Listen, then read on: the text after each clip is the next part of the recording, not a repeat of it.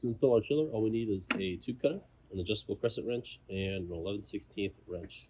All right, so to save space, I've got my chiller set up beneath my benchtop unit, specifically beneath the fluid unit.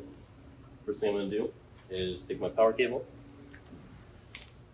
plug it into my chiller, take that to my power supply, and then your kit will come with 10 feet of nylon tubing.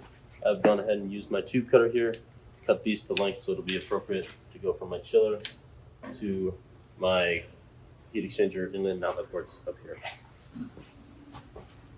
I'm down here by the chiller now. I'm taking each section of 3/8 tubing, inserting it into my polypropylene fittings, and I'm going to tighten that by hand.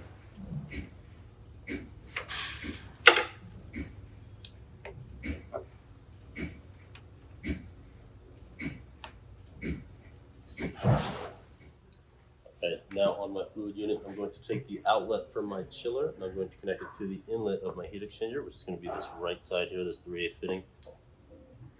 And then the inlet to my chiller is going to connect to the outlet of my heat exchanger, so it's fitting on the left here.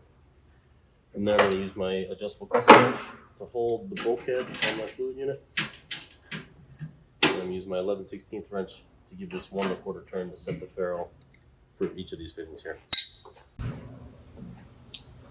Be sure to open up this cap and add coolant before you operate the chiller.